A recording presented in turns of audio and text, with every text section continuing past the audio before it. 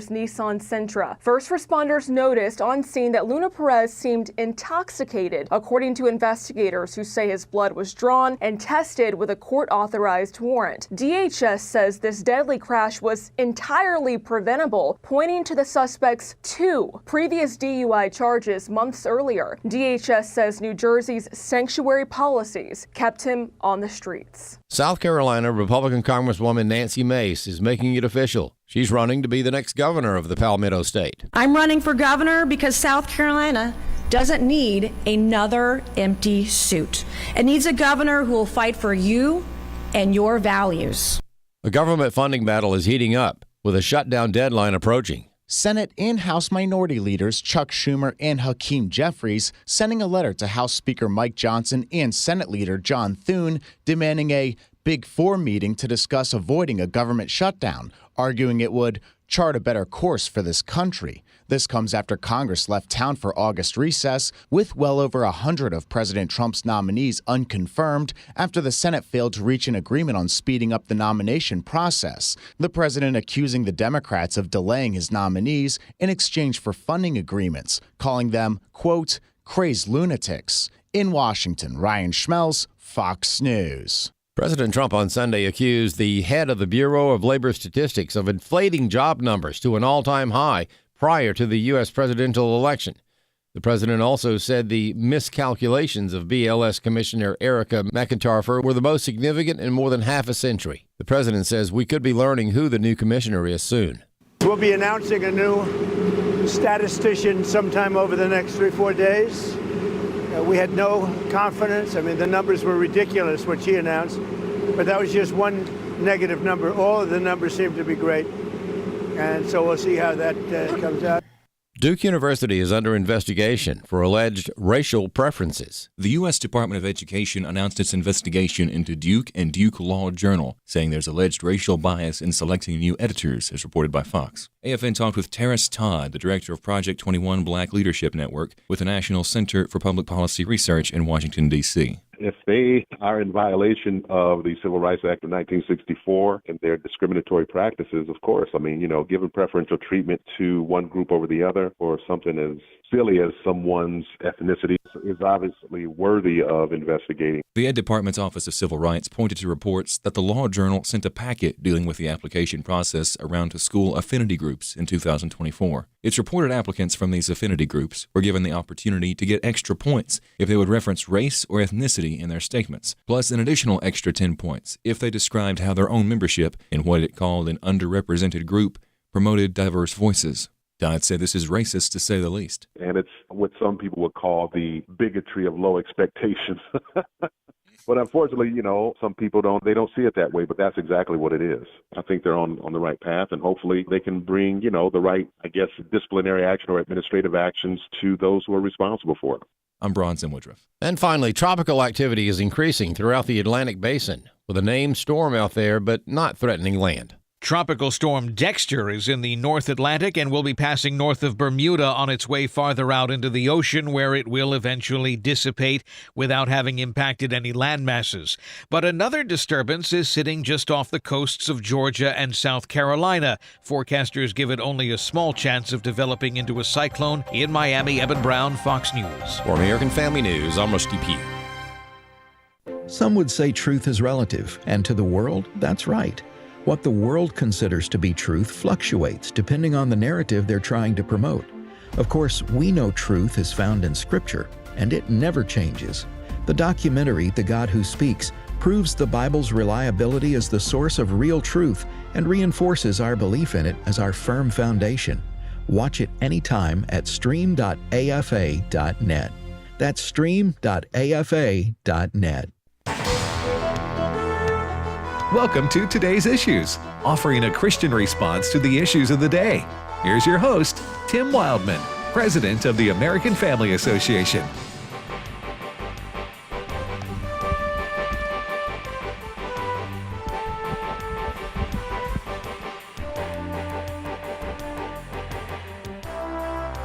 Hey, good morning, everybody, and welcome to Today's Issues on the American Family Radio Network. Today's Monday, August the 4th. 2025. Thank you for listening to AFR. I'm Tim Wildmon with Ed Battagliano. Good morning, Ed. Good morning, Tim. And Fred Jackson. Hi there, Tim. So, it's August already, fellas. That's right. August is It here. is. And because we all know what's important about this month, it is my birthday. Oh. So I expect, I expect nothing. A Social Security check? August? Not yet. August is your birthday. Yeah, I'm just. So I'm you just celebrate making the whole small month, talk. kind of like Pride Month? In fact, I want to. Oh, man. The whole month. Completely cut my legs out. I think it's Pride year for these people now, huh? That's, but anyway, so. No, I was just making small talk. I couldn't think of anything else important about August. Well, happy birthday month. Well, thank you. Yeah, to you. I appreciate the sentiments. I appreciate the sentiments, which they're heartfelt. Question they are. Question whether they're sincere. Well, I am sincerely happy about the weather relief we got on the weekend. I don't know about you guys, but yesterday here in Tuba, we went from the 105 heat index down to in the 80s. Like normal people live in summer. Oh, man.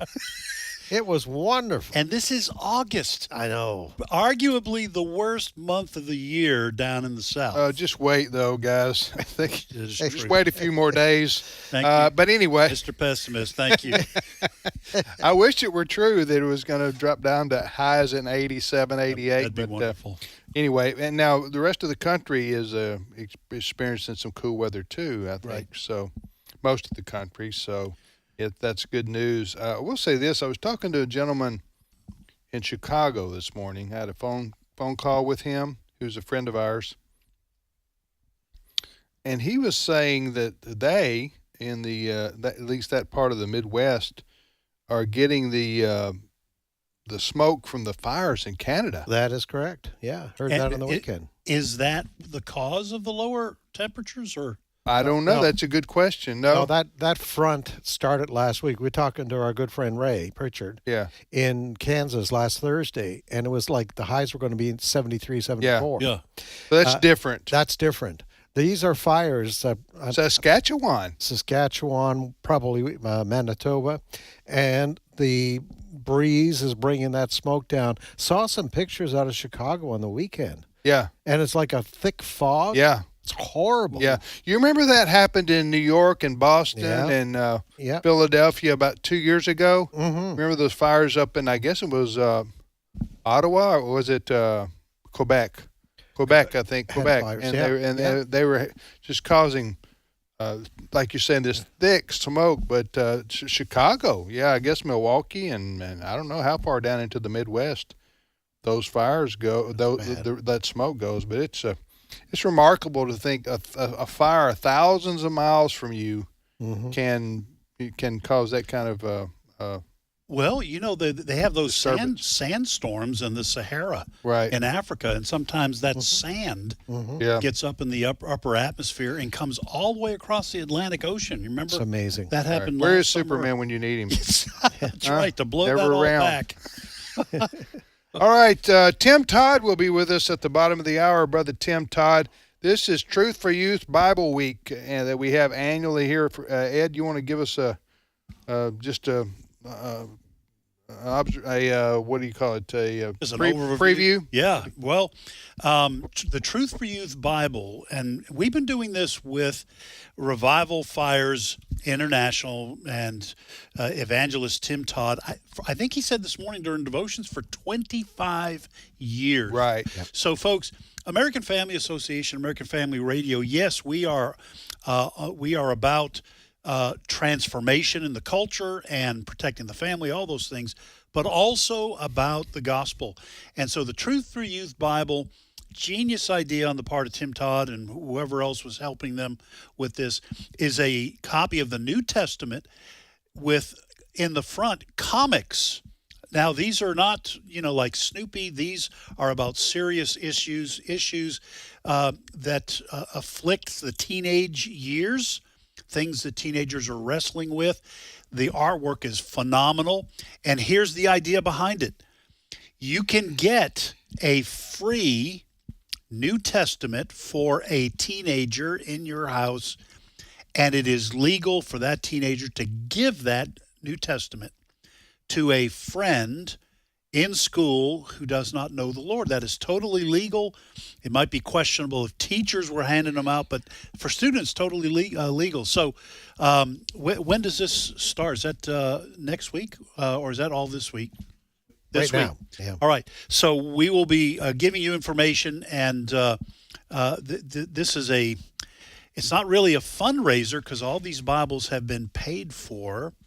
These are Bibles that you just simply request, and you can give these to your teenager or however many teenagers you have in your household. If they promise to give them away, they are free. So the number to call for this Truth for Youth Bible Week is 800-733-4737, 800-733-4737. That is only between 8:30 to 4 p.m. What Central Time? Or what Central Time, because that goes directly to the headquarters of Revival Fires International. And by the way, when you do get on the phone, I'll give the phone number again. You can, if you want to, you can buy a box of these things, and I think they're $2 a piece. And you can give them out to teenagers in your youth group in church. Give them out free so that they will promise to give those out. Well over, I think it's 30,000, maybe 35,000 young people have given their hearts to the Lord through this outreach. And that's just the ones who have sent in a card to let Brother Tim Todd know. So the number to call is 800-733-4737, and that is going to be all this week. You're going to be hearing about it everywhere on American Family Radio. All right, Truth for Youth Bible Week, and we do this every year, and it impacts thousands and thousands of teenagers all across America. Hey, what's the first story, Fred? Well, there's a group of Texas Democrats that are on the run this morning. They've left the state.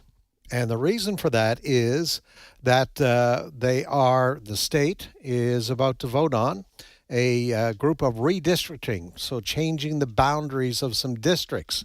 And these Democrats say this is a terrible idea, and they're, of course, blaming Donald Trump for that. But they're on the run. A group of these Democrats, they went to Illinois, and they went to New York on the weekend, and now they're being told by Texas Governor Abbott, you better get back here because you could lose your job. Governor Abbott was interviewed just a few moments ago on Fox, and this is what he had to say, cut 17. They're leaving and they've left because they're very un-Texan. Texans don't run from a fight. And there's a fight going on in the legislature right now about redistricting as well as other things. But I'll make two quick points, Dana, about this. For one, to run to states like New York and Illinois to protest redistricting is kind of like running to Wisconsin to protest cheese. It's just kind of outrageous. Those are New York and Illinois are two hallmark states that have already done redistricting to eliminate Republicans. But the second thing is far more serious, and that is what these Democrats have done. Just a small fraction of them were needed to break a quorum, and that small fraction is holding hostage legislation in the state of Texas where we will be able to provide assistance and reform for all of the victims of that horrific flooding that we've had in the state of Texas. Our fellow Texans are being let down and not getting the flood relief they need because these Democrats have absconded from the responsibility, and I believe they have forfeited their seats in the state legislature because they're not doing the job they were elected to do. All right. Just to understand, so these Democrats in the state legislature in Texas, capital in Austin, they leave the state. They did this about 20 years ago. I remember when this happened. Right. They leave the state in order to not have to vote. It robs the legislature of a quorum. Okay. Yeah. So nobody can vote. How long do they stay gone? How long do they have to stay away? Well, I think what happened, you referenced, I think it was about 20 years ago, they stayed away for several days. Now, Abbott, this time, he is saying there was a court decision, I believe, in that case 20 years ago, and Governor Abbott believes that if they can be charged based, not federally charged, but charged with abandoning their job, and therefore they could lose their ability to be a member of the legislature. That is the allegation being made. Yeah. All right. Well, I don't think that's legal for the governor to do. I'm not obviously not an attorney. I think that these kinds of rules for replacing members of Congress who are not there, not Congress. Yes, I'm sorry, state legislature. Those exist in case someone is sick or out for a long time, or they voluntarily step away. This is the kind of shenanigans, though, the Democrats have done. And it's pretty hypocritical nationwide for Democrats to be complaining about this, because some of these Democratic legislators have gone to Illinois, which is a heavily gerrymandered state. That's what Abbott was saying there. Yeah, and so it's a ridiculous argument to make. They do not have a majority of the Democrats, and they're just going to have to come to the table and take their medicine. This is part of what happens when you lose. Next story. Well, there's breaking news this morning. This is courtesy of Christian Post. The headline is, Police Training Materials Label Moms for Liberty as Extremist Group. Now, according to this story, the Massachusetts Municipal Police Training Committee, they have training materials, and they've placed this Moms for Liberty. If you haven't heard of them, we talk to them all the time in our news service. They're a conservative moms group. They were started 2020, 2021, around COVID or so, and they have led the charge in areas such as getting sexually explicit material out of school libraries, et cetera, et cetera. Now, in Massachusetts, screenshots of these training materials show the training material described Moms for Liberty as an anti-government extremist group. Which just happens to be the label that the Southern Poverty Law Center has given to this group also. The material, this training material being used in Massachusetts, further claim that members use parents' rights as a vehicle to attack public education and make schools less welcoming for minority and LGBTQ plus students. Training also appeared to lump Moms for Liberty in with the radical left-wing group Antifa, which was involved with many of the riots in the wake of the death of George Floyd. So there you have it. They're a huge group now. They have 130,000 members across 300 chapters in 48 states. So there you have it. We saw this kind of thing, during the Biden years, parents showing up at school board meetings in Virginia and other places, and then the Attorney General of the United States gets involved and basically refers to them as terrorists, these parents. And now this police training material in Massachusetts doing the same thing with Moms for Liberty. Well, I want to show you how, listen, I agree with what they're saying about Moms for Liberty in Massachusetts. They are a radical group. You want to hear what they do? Let's hear the radical nature of what they do. This is on their webpage, About Us. We want to hold leaders accountable. Bunch of communists. We hold decision makers accountable, or we work to replace them with liberty-minded individuals. They spread awareness and an understanding of the limited role of government. They oppose government overreach. They promote liberty and promote teaching the principles of liberty in our homes and community, and they activate to public service. I can't think of a more radical group that endangers the entire foundation of our republic. What a bunch of radicals. Yeah. This shows you how radical Massachusetts is, that they think this group is radical. Yeah. Well, can you say radical one more time? I think that would be helpful. Have I mentioned it? Yeah. They're a bunch of radicals. Radical. You know, there's something called free radicals too, right? Yes. Yeah. Those are bad, though. Those are bad. Listen, this is a blue state persecuting people who are conservative, right? Right.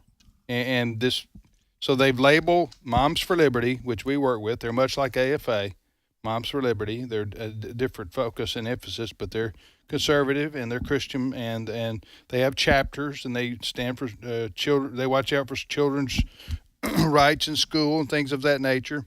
And the state of, you're saying the state of Massachusetts had labeled them? Yep. Labeled them. Well, these police training materials. Police training materials. This happened to us a few years ago when we learned that the Department of Defense was showing a video this is under Obama, I think, the Department of Defense showing a video to all new recruits into the military, or maybe not even recruits, but to the military, people in the military, because we got reports of this, and they were saying, okay, you need to be aware of hate groups across America. The KKK is a hate group, and they'd explain that. Then they'd say the AFA is a hate organization.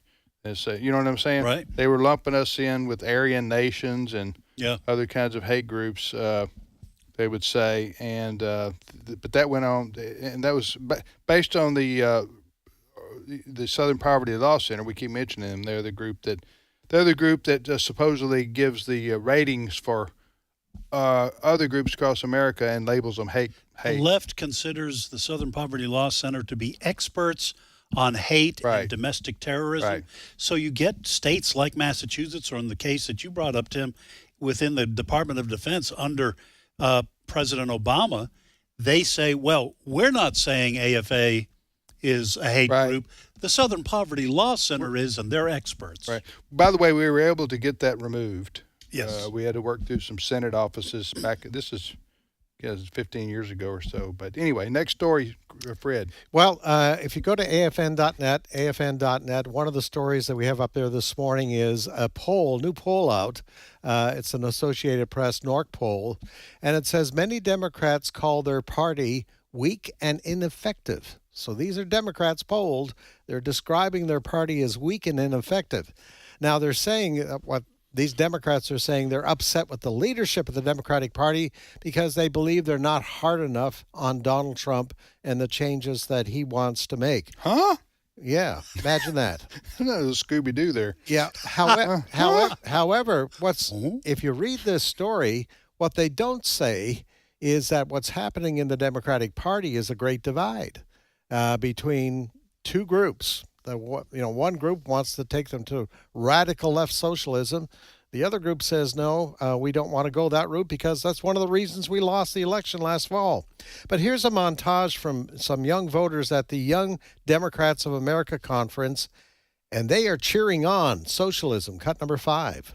I really like AOC. Unfortunately, I would like to see her stand and be more vocal about Palestine. But other than that, I really think that she should be the leader of the Democratic Party, as she is a Democratic socialist. Being also a young person, a young voter, a college student, seeing people like Zohran Mamdani, AOC just gaining so much more footing and so much more recognition in the policy field is very empowering. I think candidates like Zohran Mamdani and AOC are really inspiring to see. Someone like Mamdani, a Muslim like me, and Zainab here, it's so inspiring to see. And so I think that someone like that in 2028 can carry a lot of momentum. I think people are so excited. Yeah. Well, you keep on. just keep on, brother, with your excitement there, because that may work in New York City, but that doesn't work across the vast swath of America. That far left radical ideology and AOC and Zoran Mamdani. Yeah, him. That doesn't. Anyway, go ahead and knock yourself out there with that. You know what I'd like to say to these young people, not that they listen to a old boomer like me, but the fact is you have the right to say what you just said because you live in a republic, not because you live in a communist country. I know that they are thinking of socialism as being a little bit different than it actually is. But freedom has existed in the West because of the ideals that underlie democracies and republics, a republic like ours. And so you're not going to, if you live in North Korea or you live in Cuba or you live in communist China, you don't get to say those things. Yeah. But you get to say those things here because of the Christian principles that have undergirded the free West. And I hope for the sake of our kids and grandkids, those sitting here in the studio, that these young people don't find out the hard way that you can, as the old saying goes, you can vote your way into socialism, but you have to fight your way out. Yeah. All right, you're listening to Today's Issues on the American Family Radio Network. Today's Issues, the name of this show. Tim, Ed, and Fred. Next story, Fred. Vivek Ramaswamy. Who? Vivek Ramaswamy. I just like saying that name. I do too. I like hearing you say it.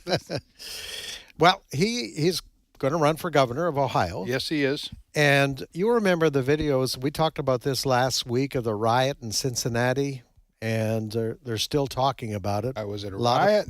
Riot, mob. It was a beating. It was just a beat down of a couple of people. Yes. Anyway, Vivek Ramaswamy is going to Cincinnati late this afternoon to have a town hall meeting to talk about values, and he says it's either socialism or capitalism, and this country has to decide, much like Ed was just talking about. Cut number 6. The key answer right now is it about socialism or capitalism? That's the choice. It's a fork in the road for the future of the country. And it's not just about one candidate in New York who represents the socialism wing. You look at the rise of Fateh in Minneapolis. They call him the Mamdani of Minneapolis. You see trends coming up across the country. There's a deep fissure in the Democratic Party where there are a lot of their bases, unfortunately, is in electing socialism over capitalism. Now, my advice to Republicans across the country is this is our chance to actually offer an alternative vision. So is he got a good chance to win that? Is this the so DeWine, the current governor of Ohio, he's termed out? Yes, that's correct. Right, so they got to elect a new governor. Is that coming up this fall? I'm not sure if it's this fall, but we can check on that. All right. But, it's interesting. The Democrats are giving the Republicans just a great platform to run on. Yeah. If this trend continues in the Democratic Party, the far left socialists versus what I guess we would call the moderates. I think so too. Yeah, that's where the energy is. The quote mainstream Democrats have not been able to put down these. Well, Bill Maher called them socialist sisters the other day because they were going after the actress Sydney Sweeney. Yes. Yeah. You saw this? Yes. She did an ad for the American Eagle company advertising. Well, my wife wouldn't actually let me look at the ad, but I've read about it. the blue. Well, it's not pornographic. No, I'm kidding. Okay, I saw it. So it's her donning blue jeans. This actress, and the play on words was Sydney Sweeney, actress, has good jeans. Yes. Okay, so get it. Everybody gets it. Yes. American Eagle. This actress, very beautiful actress, is doing an ad for, and she has good jeans. Yes. And the left just went crazy, saying this is Nazism, and because she's blonde hair, blue eyed. Yeah. So I know. They're saying that's the jeans you're talking so about. Bill Maher, yes, a far left guy himself, or at least he maybe wouldn't call him that. He's very liberal. Old-fashioned liberal. He said that this is what's wrong with the Democrat Party here. These people have gone nuts. Everything they find racist and Nazis under every rock. Right. They don't even have to look under rocks anymore. They just anyway. We'll be back momentarily. Stay with us.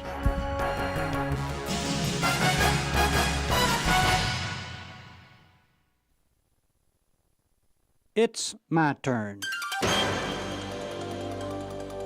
Here is your host for My Turn, Don Wildmon. Now, when he heard that John had been arrested, he withdrew into Galilee, and leaving Nazareth, he went and dwelt in Capernaum by the sea. The city of Capernaum was located on the west shore of the beautiful Sea of Galilee, about 2.5 miles south of where the Jordan River enters the lake. It was the adopted home of Jesus. He went to Capernaum following his rejection at the synagogue in Nazareth at the beginning of his public ministry. Capernaum was a teeming city of about 50,000 population. It was located on a main highway running from Damascus to Jerusalem. Quite possibly the Apostle Paul passed through the city prior to his experience on the way to Damascus. In all probability, there was a Roman military post located at Capernaum, a theory enhanced considerably by the experience Jesus had with a Roman centurion, an officer with 100 men under his command, concerning the centurion's slave. Many are the experiences of Jesus related to Capernaum, which the Gospels reveal. It was here that Jesus called his first disciples, Peter and Andrew, two brothers of contrasting personalities, and James and John, also brothers and possibly partners with Peter and Andrew in the fishing business, were called by Jesus in this area. It was here also that Jesus called Matthew the tax collector to discipleship. Quite possibly Matthew had paid more than $20,000 for the right to tax in Capernaum. It was no small sum to give up in order to follow Christ. It was here in Capernaum that Jesus touched the hand of Peter's mother-in-law as she lay ill. The touch was followed by a loss of fever, and the lady arose and began to wait on her honored guest. The fame of Jesus grew rapidly in and around Capernaum. Crowds flocked to see and hear this one who taught with authority and healed those who were sick. Once, while Jesus was teaching and preaching in a house in the city, 4 men brought their paralyzed friend to Jesus to be healed. Unable to get into the house through the door, they carried their friend up the outside stairs to the roof. There they made a hole and lowered their friend down into the room where Jesus was. He was so impressed because of the persistent faith of the 4 men and had such great compassion for the paralyzed man that he healed him. Very little remains of Capernaum today.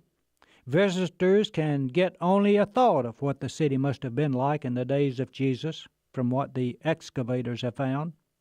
Possibly the best preserved structure is that of a 2nd century synagogue. Many believe these ruins are on the site of the synagogue where Jesus taught. A house excavated a short distance from that synagogue is thought to be, by some, the home of Peter.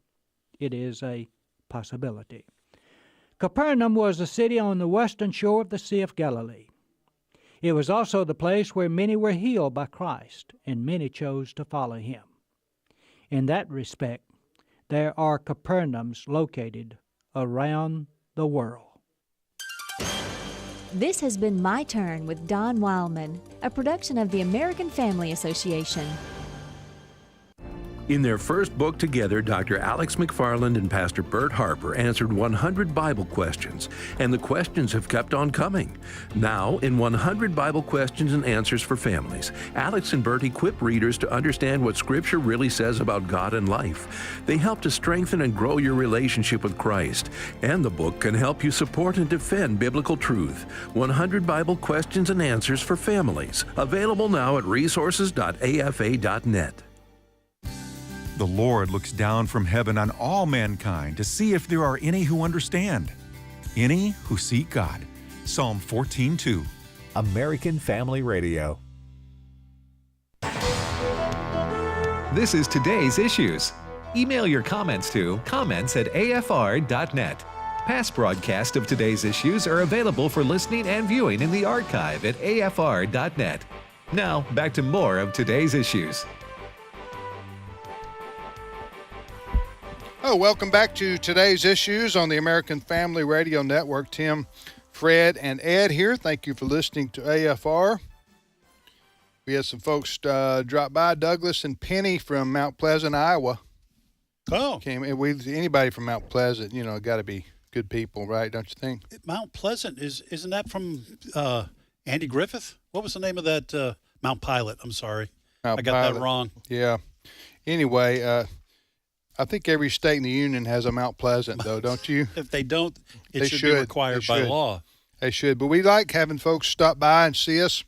They're headed down to do a little vacationing on the Gulf Coast. We get a lot of folks who come through right. The headquarters of AFA and the location of our primary radio station for American Family Radio on the way somewhere else. So yeah, that's kind of.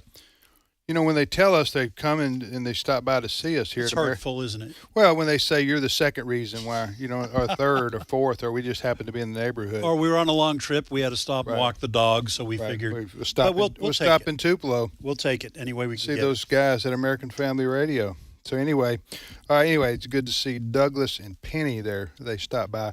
You are listening to Today's Issues on American Family Radio. That's the name of this show. And as we mentioned at the top of the hour, this is annually, the first week in August, we call it Truth for Youth Bible Week. It's our campaign to get the Bible out to thousands and thousands of young people all across America, and we count on Christian young people to help us make this happen. Yes, and it's totally legal. Totally legal. We work with the Revival Fires and Brother Tim Todd Revival Fires Ministry, Revival Fires International. And the president of Revival Fires is our good friend Tim Todd. And Tim, good morning to you. Good morning, Tim. Hey, good to see you again. Good to see you. 25 years in a row we've been doing this, right? Yes. It's amazing. You and I Silver haven't aged anniversary. a bit. I know. We look the same as we did 25 years ago. At least in our own mind. That's it. We do. Silver anniversry of this. Yeah. This is amazing. Amazing. Give us a little of the story here. You shared some with our staff here this morning. What our listeners have been able to help us do. It's just incredible. It is. A little over 25 years ago, I approached you and your dad and the staff here with the Truth for Youth Bible and said, hey, we've got this powerful Bible that consists of the entire New Testament in the God's Word translation, along with 100 pages of powerful full-color comic stories that deal with the truth about issues of moral concern that young people are confronted with on a regular basis, and said, hey, we've got this Bible that we want to give to young people, and if you will open up your airwaves, then we will make the Bibles available free of charge to every young person that commits to give the Bible to a teenager that doesn't know Jesus Christ. And as a result of this partnership, we have given away in excess of 1.3 million Truth for Youth Bibles to Christian young people. That's clap right there. Amen. That's clap. 1.3 million Bibles we've been able to give away. Our ministries working together and appealing to our listeners like we're doing right now to get involved, to order these Bibles. Again, a lot of people go free. I heard them say it doesn't cost anything. Well, that's right. The Bibles have been paid for. You raise funds throughout the year in your travels as an evangelist. A lot of the churches, particularly Assembly of God churches, make donations towards this effort. Some of our folks make donations toward this effort. So jointly, we're able to pay for the Bible. So this isn't a gimmick. We aren't trying to get you to order something and then we're going to appeal to you for money or a donation. Although if you want to give one, we're not going to stop you. Right. So this is so it's free. What we're trying to do is evangelize. What we're trying to do is reach young people with the life-changing message of Jesus Christ. That's what we're trying to do. And as you say, 1.3 million Bibles. Now, what do folks need to do if they're listening to us right now, and maybe they can't stay with us for the rest of the show or whatever, but they want to know who qualifies to get the free Bibles? How many can I get, and what do I need to do? Go ahead, Tim. One Bible per teenager, per household, for parents and grandparents.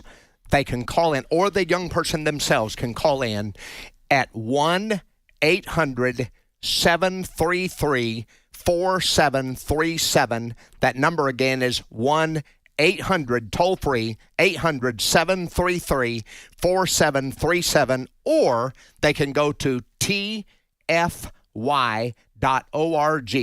tfy.org.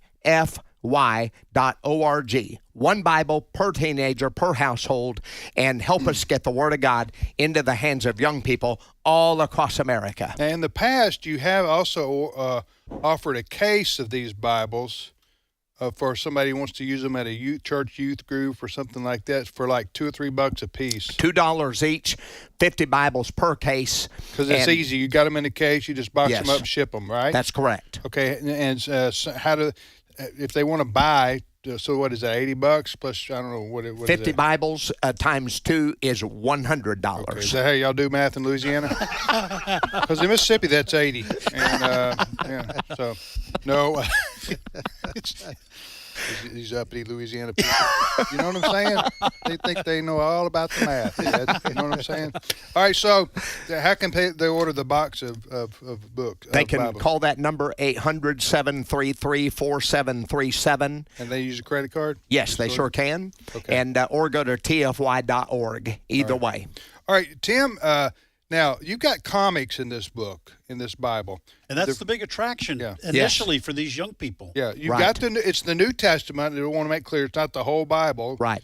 But it's the New Testament, and then you've got the all these comics. Yes. And we have in studio with us as our guest the gentleman who's doing some new comics for the book. Talk about that. Yes, it's his name is Art Aris from Kingstone, and the most recent comic... Kingstone Studios, not Kingstone, Tennessee. That's right, that's right.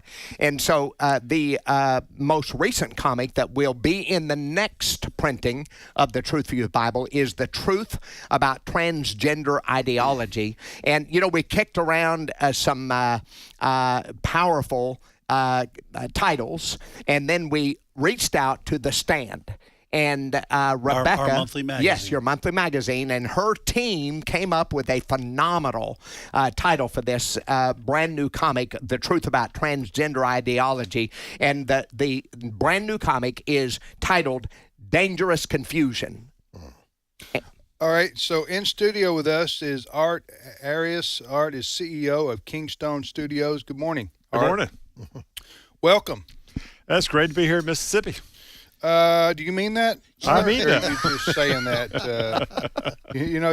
I was going to say welcome to the heat and humidity, although it's a nice weather here in Northeast Mississippi right now. But then I was thinking, I'm talking to a guy from Orlando area who's used to the southern heat and humidity. Talk about you are CEO of Kingstone Studios. What do you guys do? Well, we began building the Marvel of the Faith Market. I was a children's pastor for a long time, and I'm still executive pastor at a great church, First Baptist, Leesburg, Florida. It's been listed as one of the top 100 fastest growing churches for the last 3 years by Outreach Magazine. And it's a great church. We had a movie made about our church a couple of years ago. But as a youth and children's guy, I always saw that we were not reaching kids. We were really not effective in reaching the kids. And I always struggled, like we brought in hundreds of kids to our church, and most of them did not have a Bible background. And I realized if I'm going to connect with them, I had to find something at a different level. And so we went out, began raising capital, and the first thing we did was the Kingstone Bible. It's the most complete graphic adaptation of the Bible that's ever been done. It's 3 volumes, it's over 10,000 panels, 2,000 pages, and we hired a lot of artists that worked with Marvel in D.C. Then we came out with one of the most important things that we did. We did a series, is a book on simplified apologetics called 101 Questions About the Bible and Christianity. The youth pastor at my church said, Art, he said, the biggest thing, kids don't understand how we got the Bible. Where did the Bible come from? How do we know the Bible is reliable? So we did this whole series of apologetics answering, and very similar to what Tim's doing, 101 questions about the Bible and Christianity, some of the top questions. I felt like it was just a matter of time before we began connecting with people like Tim Todd and other people that were really reaching thousands and thousands of young people. Then July 4th last year, we got, like everybody else, we're kind of rattling our teeth about what was happening with all of the wokeism that was infecting our country. So July 4th of last year, we released the U.S. Constitution as a graphic novel. We did a series about America, telling the accurate story of America, not the 1619 version. And then we began partnering with people like Randy Alcorn, if you know who he is. We did a book on Luke 16. So basically, we found that comics, and I can go into more detail, but we found comics was just a great way to reach and touch kids. And then we began doing animation. And in the midst of this, we signed a deal with NBC Universal on VeggieTales. So we're working on VeggieTales. So we're in Leesburg, Florida. We're in the kind of a little media corridor there with Disney and Universal and everything. But the difference between them and us is our passion is souls. The currency of our company is souls. How can we reach and impact the hearts and souls of kids. Amen. By the way, this I'm at the Kingstone Studios website and have looked at a couple of the items that both Art and Tim have brought in. These are outstanding. I mean, the artwork on this is top notch, as good as anyone's going to get in any kind of. It's been a long time since I've looked at a Marvel comic, but this is excellent work. I appreciate the desire to promote excellence as you're telling good stories, important stories, and of course the most important, which is the gospel. How is this received by teenagers who are used to top-notch materials? Obviously, they are receiving the Truth for Youth Bible because of all the testimonies we get. How about your company? How is it received in the Christian community, but also the wider society? You know, when we first started doing it, a lot of people, a lot of moms especially, they hear the word graphic novel, and that brought up a lot of bad connotations to them. So it took a couple of years to get around where there's going to be Christian content that could be delivered like this. But one of the key things is I was really steadfast. Almost all of our artists work with Marvel and DC. So when somebody like Brother Tim comes to me, I can deliver a really good comic book for them. But basically, it's been very well received. Did you know that only 7% of Americans have read the entire Scripture? Only 7%. But with the Kingstone Bible, somebody can read, and with his Bible, people can read the whole Bible in a very short period of time. But the other thing is there's a big level of engagement. I used to belong to the Gideons, and I'd go into jails and I'd share the gospel with people and give them a Bible. But I told the Gideons, I'm not a part of the organization, it's a great organization, but I told them, I said, guys, when you go deliver these Bibles to the kids and give them a 7-point font, King James only, you're going to get like less than 1% engagement. If you would be outside in these prisons and these schools with these Bible comic books, your engagement would go to like 99%. So there's a lot of people from an evangelism standpoint that will pick up a comic book. That's why I'm excited about Tim's Bible there. So there's a high level of engagement, and there's also a high level of understanding. So we're talking to Art Arias. He's the CEO of Kingstone Studios, telling all about what they're doing. So do you do the artwork here, or do you hire some people out to do this? How's this work exactly?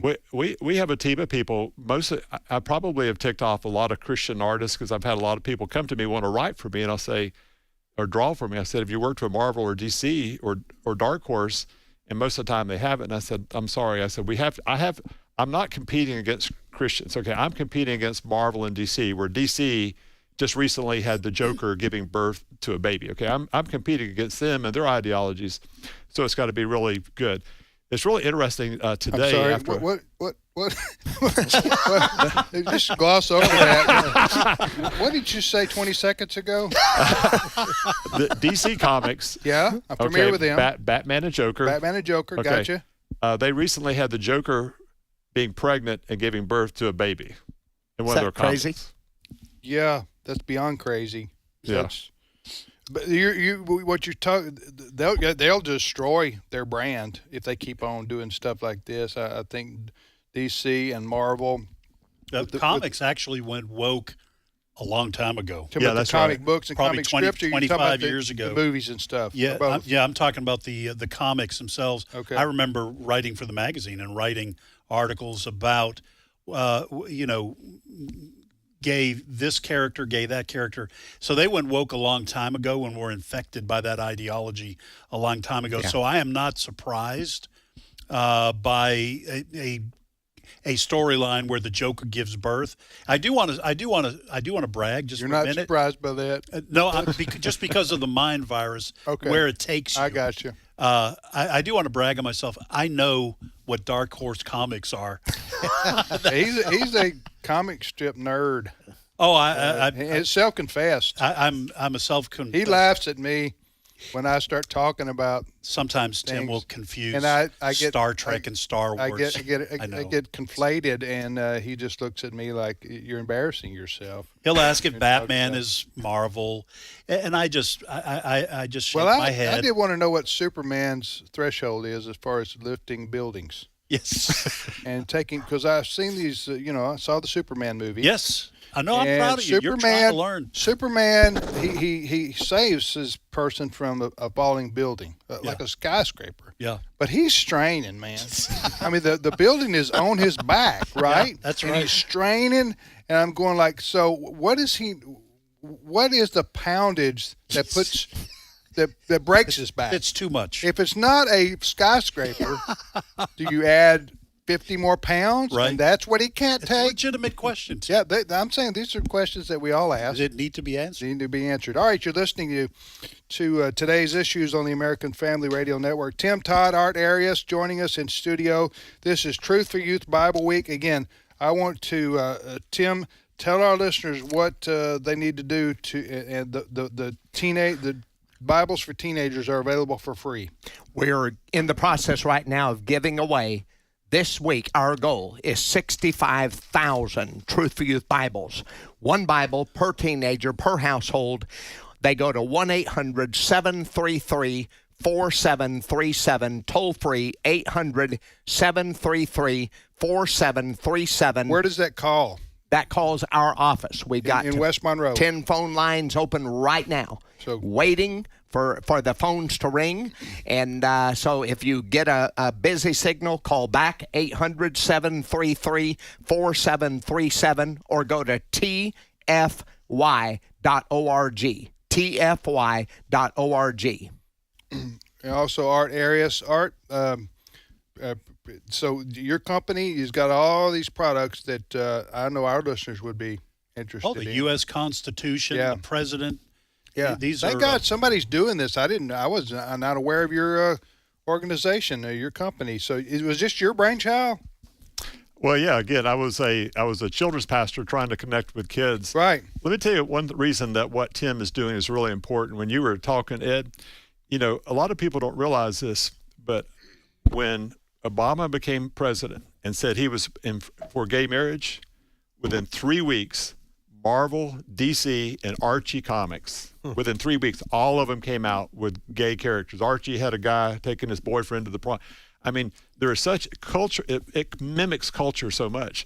And so I feel like what Tim's doing, what we're doing, we're really trying to get the truth to kids, because that is the only thing that God will honor. One really quick dark horse story, Ed.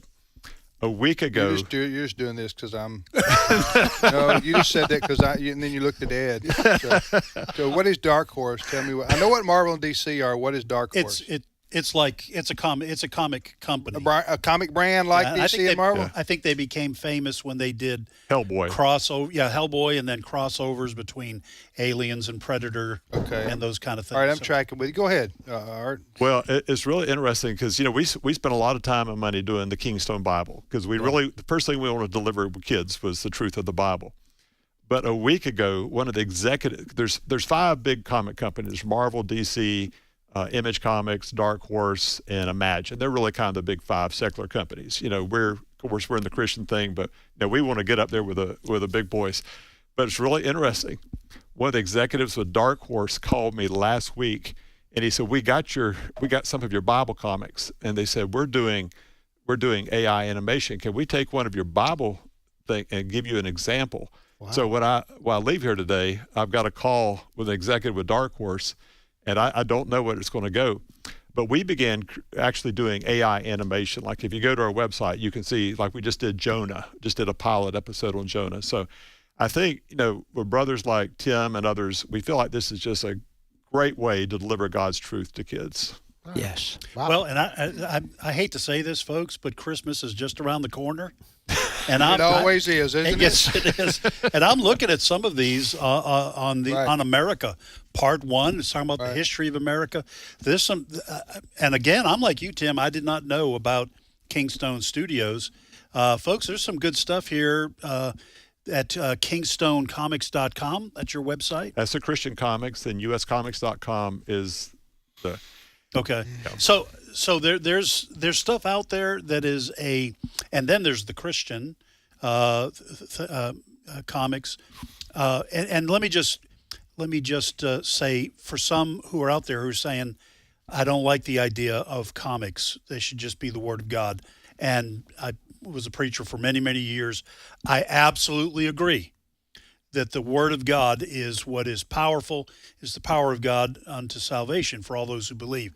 But if kids are going to read comics, you can channel that desire into a more righteous avenue. And I am a firm believer in setting the hook any way you can to get kids in love with God's Word and the truth of God and the truth of our nation's foundation. So so folks, your charge right now is to order a Truth for Youth Bible that we're offering for free. It's no cost. That's what that free means. Tim Todd and Revival Fires, along with us here at American Family Radio, we're offering this Bible free. You can have one for each teenager you have in your home, or if you're a grandparent, as long as your grandchild or child will agree to give the Bible away to a non-Christian, somebody who doesn't know the Lord that they're aware of in their school or in their social group or whatever the case may be. And again, these 1.3 million of these Bibles we've given away in the last 25 years. And Tim, you said 30,000 conversions that we know of. Yes. That have been sent in to us, to you. One was my pastor. Yeah. 25 years ago. Yeah. Yeah, you told that story this morning. Yeah. That's it's just amazing. And so if you want to get this, what do they need to do again, Tim, to order? Yes. They go to 1-800-733-4737, 800-733-4737, or go to tfy.org, tfy.org. All right. Thank you, Brother Tim. Mark, Art, nice to meet you. Appreciate you coming up. Yeah. To be with us here in studio, and we will you'll continue to hear about the Truth for Youth Bibles all week here on American Family Radio. Fred, did you have anything to add? I'm just looking at 101 questions about the Bible and Christianity. Just the imagery is just absolutely fantastic. It is. And I'm looking at a portion here that talks you come at the book with the comics, yeah. Yeah, just amazing. It's top-notch, first-rate. And I can see where young people, how they would be engaged immediately in this. Well, I think what Tim is doing is important because, like, even though a pastor, I've shot 2 movies. The one we just did was in theaters a couple of years ago. It was like it had number 3 highest per screen. It was number 10 at the box office. It released on 600 theaters. And I tell people, because I'm a pastor too, and I said, I can preach a message and it can be as biblical and accurate as possible, but 3 weeks from there, they can't tell me one point for what I preached. Right. Okay. But they could go back to that movie and tell me every single scene what happened. So I think what Tim's done with his Bible is brilliant about having the comics in there and the Bible. And what I would say that those kids more likely will remember the truths from those comics a long time. It'll help them engage deeper in the Scripture. Amen. All right, thank you so much, brother. Appreciate it, both of you. Appreciate you being on with us. All right, we'll be back in 5 minutes with more of today's issues. A lot more to talk about when we return from this time out.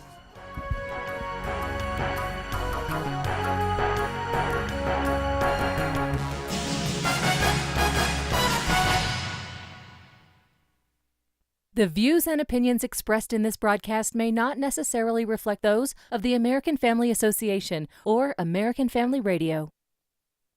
Faith, family, freedom. American Family Radio. All God asks of you is faithfulness. Headlines in USA Today. Did you see it this morning? All the odds are against us. Faithfulness is the word.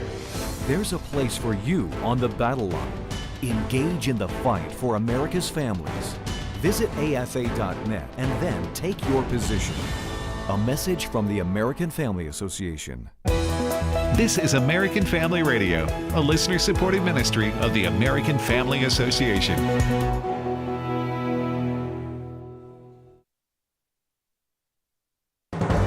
American Family News, I'm Rusty Pugh. Texas Governor Greg Abbott is warning Democrats of legal consequences for leaving the state and refusing to do the job they were elected to do. Democrats in the state legislature left the state rather than vote on a redistricting plan. Governor Abbott spoke about this a few minutes ago.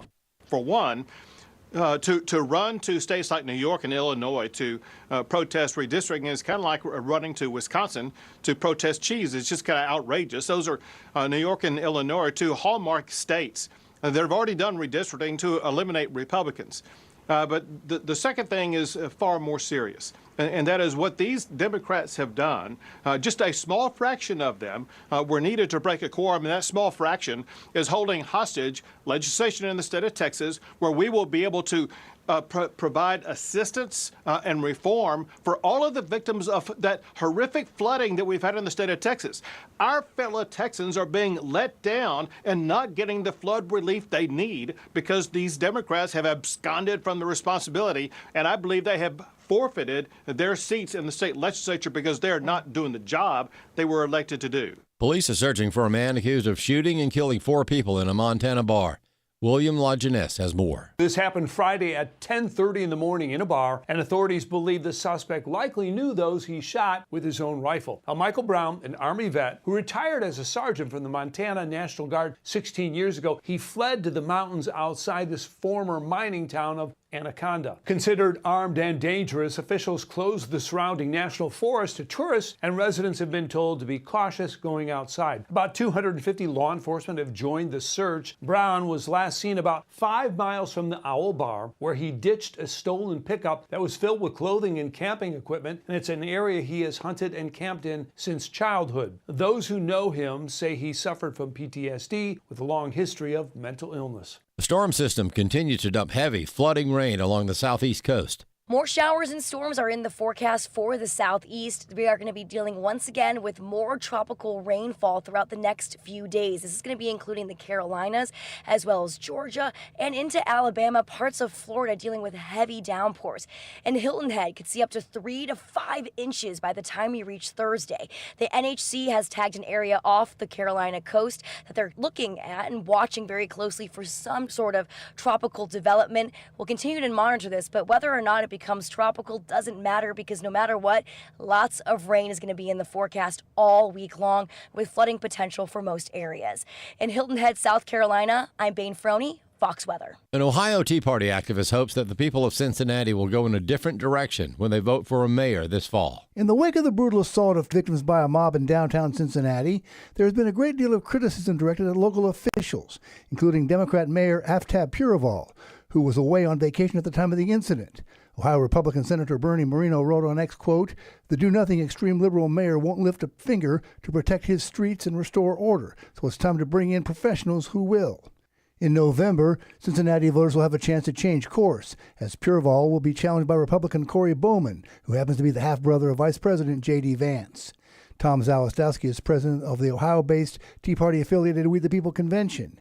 He says it is time for Republicans to seriously mount campaigns to take back our cities. Quite frankly, and I do think there's a racial element to it. I've accused the Ohio Republican Party of racism because every time we in the grassroots have wanted them to get behind a candidate in a blue city, they won't do it. They will never put any resources in. They've conceded these cities to the Democrats. And our question is, why are you doing that? Zalestowski says the people of Cincinnati have a choice in November. Yes, J.D. Vance's half-brother would be a tremendous improvement. The question is, will you see the money come behind that candidate to give them a chance to compete? Because everyone knows these cities would be way better off with Republican mayors and Republican city councils than they currently are. I'm Chad Groening. For American Family News, I'm Rusty Pugh. If we lose this cultural war, we're going to have a hedonistic, humanistic society. Discover the story of the culture warrior Don Wildmon and how he went head-to-head with Hollywood, Playboy, the homosexual agenda, and the Disney Empire. The movement Don started paved the way for Christians to boldly stand for truth and righteousness in a hostile culture. Watch Culture Warrior today for free. Visit culturewarrior.movie. Today's Issues continues on AFR with your host, Tim Wildmon, President of the American Family Association.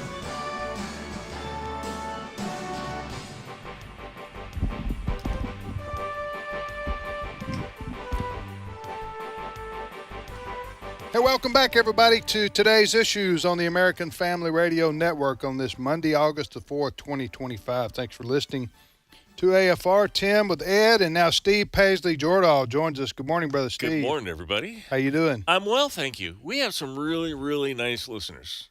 A couple came by today, wanted to say hi to all of us.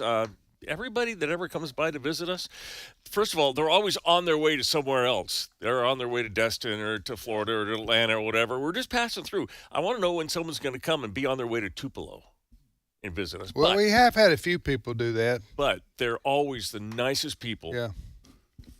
Oh, yeah. Very nice. Yeah.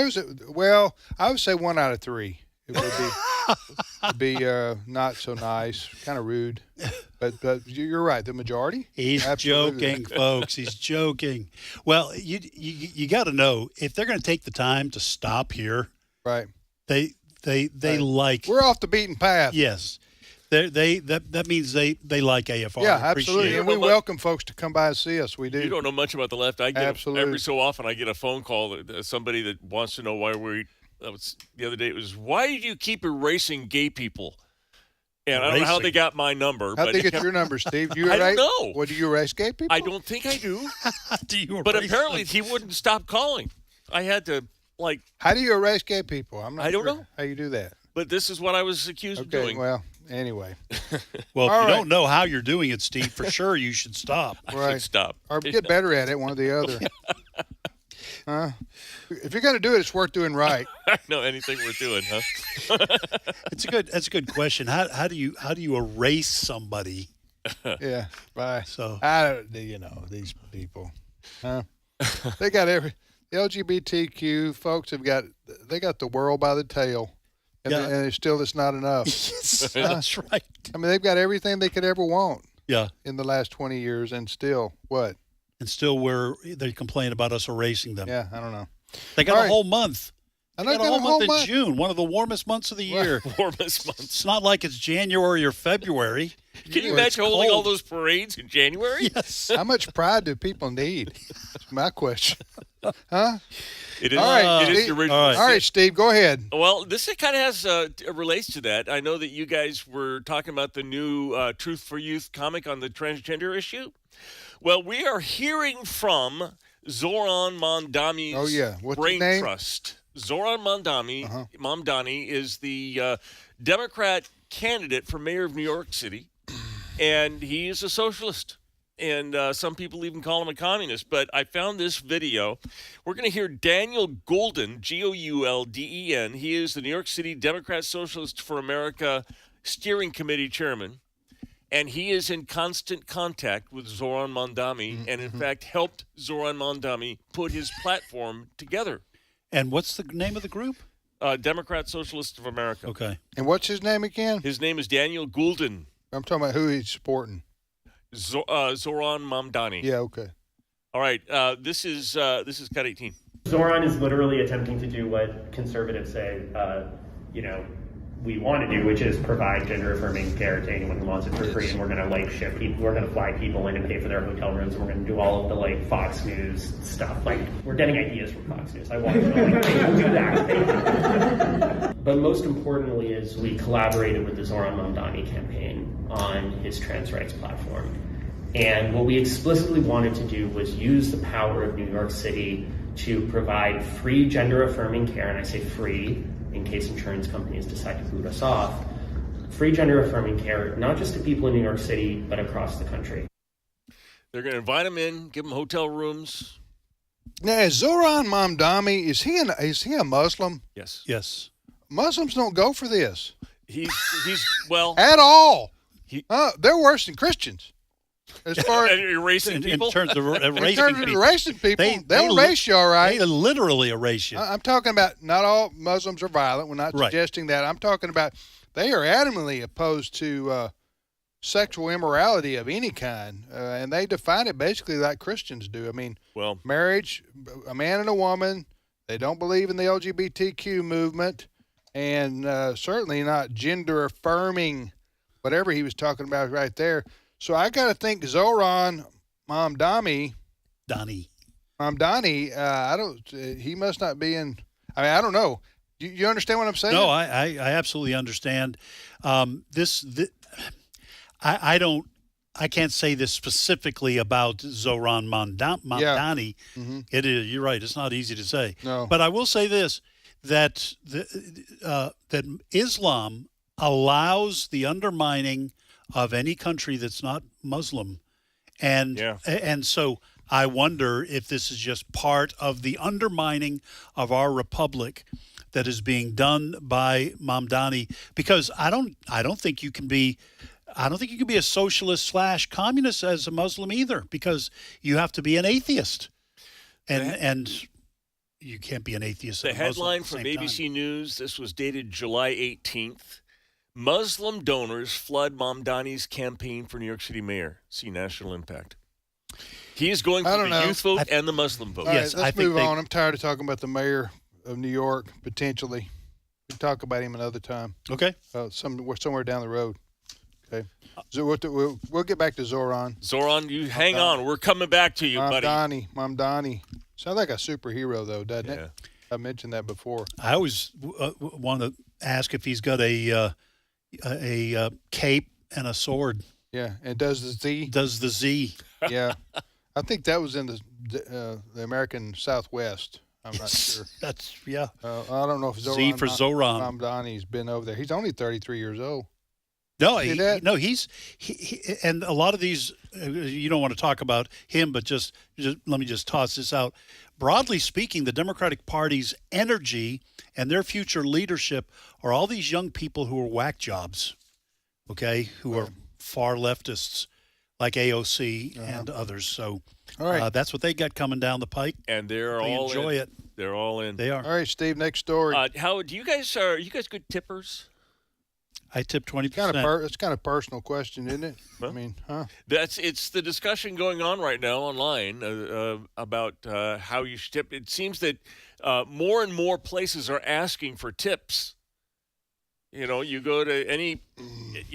I used to see you could put a tip in at the bottom of the restaurant when you're paying your server. Right. All for that, but now it's like you go and you do anything. You go to 7-Eleven and they want a tip. Well, I do know there's one restaurant I have in mind, but this is increasingly prevalent at even fast food places. Right. Is they will turn the little screen around to you. Oh, yeah. And it says, do you want a tip? Then they'll look at you with those sad eyes. Yeah. And now that I don't like. Going to tip or not? If I go to a restaurant and I sit down and I have a server, I always tip 20%. Even if the food's no good, I don't blame it on the server. Right. And I don't, even if a server has not been very good, I still tip 20%. Okay. What I don't like is a place that just bags my food and hands it to me, turning that screen around and asking if I want a tip. I don't like that. But I fall into the trap every time because you got some young person who's just, trying to make ends meet, and I'm looking at them, and they're looking at me, and I'm going, all right. No, you and Dave Ramsey cut 12. For me, tipping falls in the bucket with generosity. I overdo it to the point that my wife cringes. She's like, "You don't need to leave that much. It wasn't that good." And I'm like, "Yeah, well, they don't care if it's that good." And, here's the thing. The kitchen might have screwed up, not the poor waitress. But the times that I walk up to the counter and someone spins an iPad at me and I leave a tip is precisely zero. I do not tip there ever. 100% of the time I stay in a hotel, I pinch a 20 and I leave it standing on the end of the bed when I leave every day. Every day the maid gets tipped. And my wife is like, "Well, they didn't even do turn down service. Would you quit with this already?" And so, and you know what? I never have a problem with the room either. there's certain, I've tipped valets $50. You know what? That car's sitting right there when I come out to, they didn't even park it. I tip when I leave a hotel, for over many days. Really? Yeah. Because the people who come in to clean, and I never even thought about that. I do, and I always leave a little note that says Jesus loves you or something, and maybe I'll put a scripture verse, and then you put the money on there. But my wife's kind of like, I better not get myself in trouble. But Dave Ramsey's wife, she thinks I do too much. But I don't like spinning the screen around. I don't like that. And I read this article that Tim sent around on this. Some of this is restaurants wanting the customer, even in fast food places, to make up for what they're not paying their employees. And all right, what about this? What about this? So last night I went to get a pickup. Called in an order, went to the restaurant, which will go unnamed, Olive Garden, and then so I took it home. Yeah, because we ate it on our patio. Right. So when I go inside to get my order, then there's the ticket, and then there's a place for a gratuity, right? And I tip. I tipped, I don't know. I didn't tip 20%. Right. Like 10% on a pickup order. I'm thinking, you know what I'm saying? Yeah. And I'm only doing that because I know that those ladies, or maybe even gentlemen, working the to-go order, right? They're not working tables. Right. So they're not getting tips they would otherwise get. So their night is to work the to-go order. Yeah. So I do tip them some, but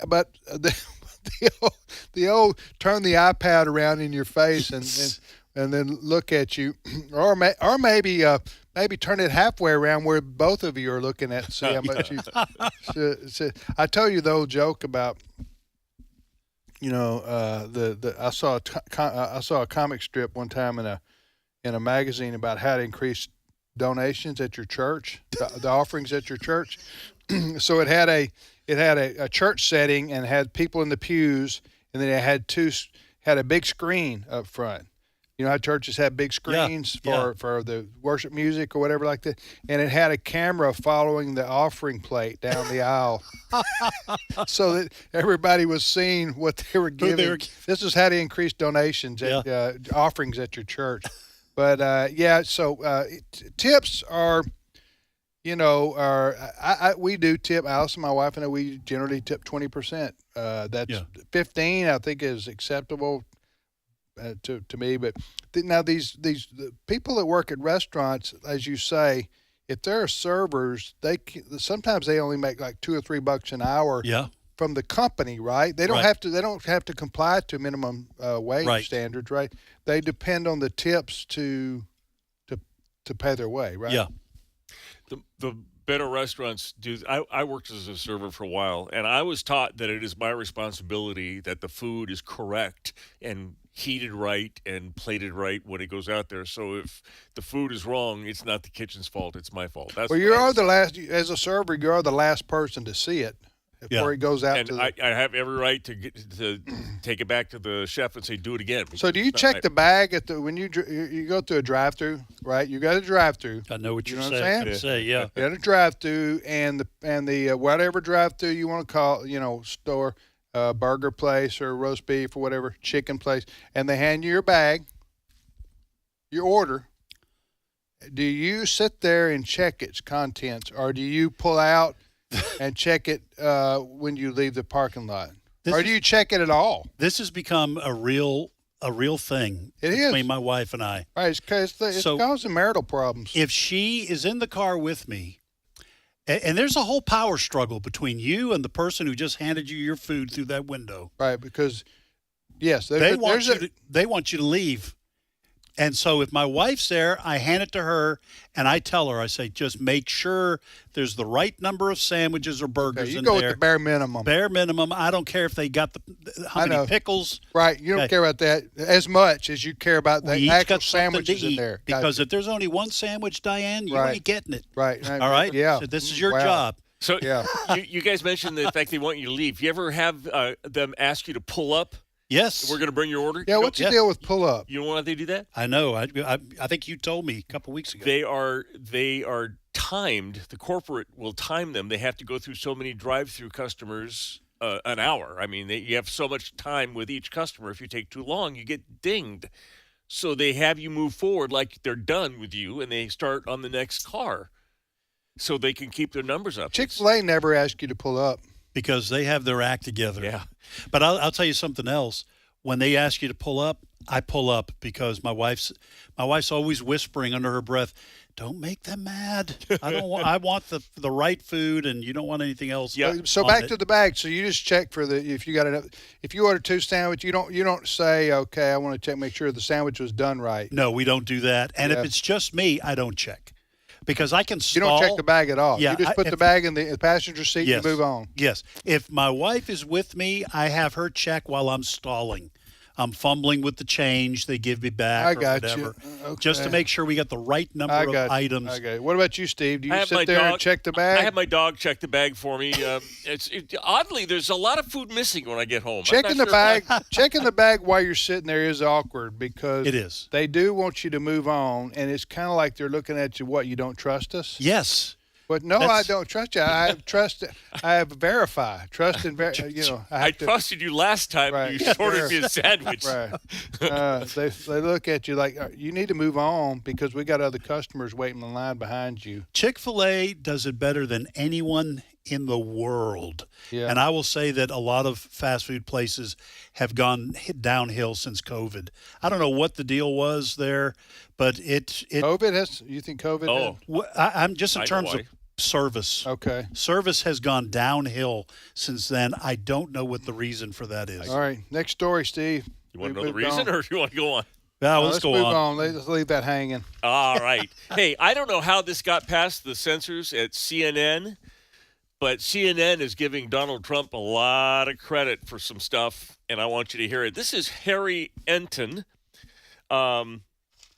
Harry Enton. He's the data guy, the polling guy at CNN. Right. And he's pretty impressed with the Trump administration. Cut 10. The Donald Trump administration is implementing new tariffs this week, and I believe it is part of a larger story. That is that the Donald Trump administration is arguably the most influential this century and probably as well dating back a good portion of the last century as well. Love it, like it, lump it. Trump is remaking the United States of America. Donald Trump is the most influential president of this century and probably dating back a good portion of the last century. That is because he is remaking the country in terms of tariffs. He is remaking the country in terms of net migration, and he is remaking the country in terms of how much policy changes he's putting through in executive orders. Never realized before he sounds a little bit like Tim Todd. That's a pretty fair assessment, I think, of what Trump has accomplished. We're talking about just 6 months into his new term. Well, a little bit over 6 months maybe, but his second term. And this second term has been perhaps as consequential, maybe even more so than his first, although he got a lot accomplished with he had a lot of headwinds because he had that whole deep state that was – he's learned how to root them out. Yeah. So without I think, apology. Yeah. And I think – I don't know if you guys played the cut. This is talking about the redistricting in Texas, but one of the people that we had talking about it said, finally the Republicans are acting like the Democrats act.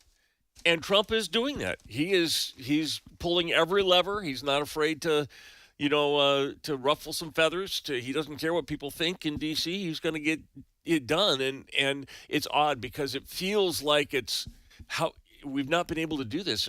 It feels wrong, but then it feels right because we haven't done it for years because Republicans haven't been, I don't know, strong enough? Is that the word?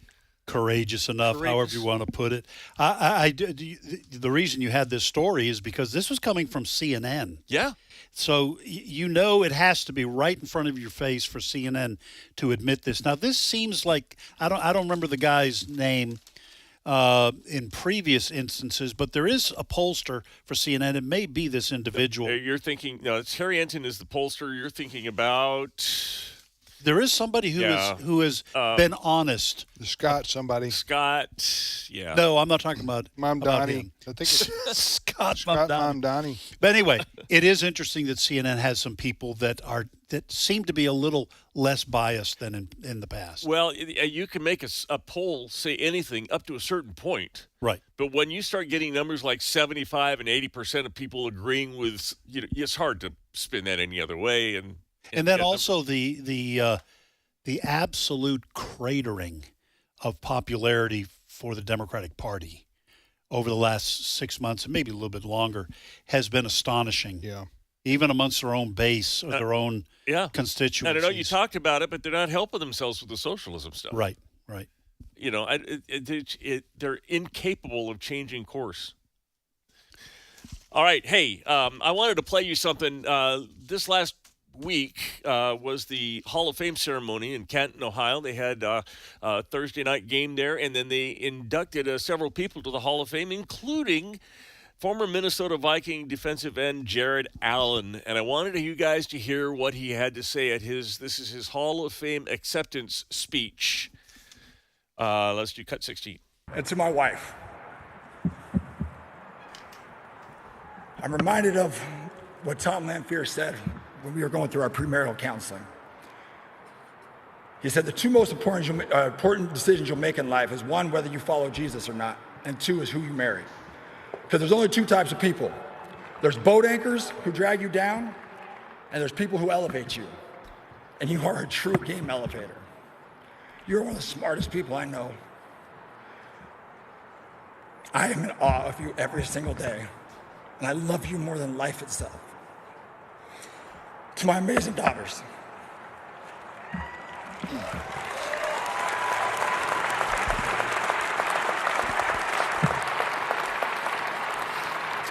Brindley and Lakeland, through this process, the word legacy has been talked about a lot. The Hall often says they're here to tell my story. Well, I'm here to tell you too, you are my greatest accomplishments. When I get called home to heaven one day, if all they talk about is this gold jacket, my career, then I failed miserably as a father, a husband, and a friend. You two are my legacy. You are both so talented, and I cannot wait to see what you decide to do and to conquer this world. So always put Christ first, find your why, dream big dreams, and always pursue greatness in whatever you do. Thank you all, and may God bless you all. I want to state publicly that I am in awe of my wife, too. I just want to make that clear. Me too. In case Steve, hurry up. I tell her every day. Listen, that was a pro-Jesus, pro-marriage, pro-family speech that Jared Allen gave. That was Jared Allen, who was inducted into the Pro Football Hall of Fame on Saturday or the game Friday? Was Thursday. I guess Thursday? It was over the weekend, yeah. Okay, anyway, it was he was a defensive end for the Minnesota Vikings for many years and just led the league, I think, in sacks and so forth. So anyway, great message there from him. Yeah, something we could all kind of. I really liked what he said. I liked everything he said, but I was really impressed with what he said. If when I get to heaven, if all that people talk about me, I guess here on earth, is about my football accomplishments, then I failed as a husband and a father and as a friend. That was outstanding. Could be a very short conversation if you try to talk about my football accomplishments. Well, it's true. Mine as well. Might talk about my accomplishments. Mine would be on the basketball court, and it would have been what might have been. What might have been. Yeah. I think we all know had what, you been 2 feet what taller. might have been, Tim. What might have been. I expect them to talk about my accomplishments at the all-you-can-eat pizza buffet. That's right. Did you? They were legendary. Were you there that time? that pizza company loses Whoa, when Ed shows up at the buffet. You guys remember All right. that? Have a great day, everybody. We'll see you back here tomorrow for another edition of Today's Issues.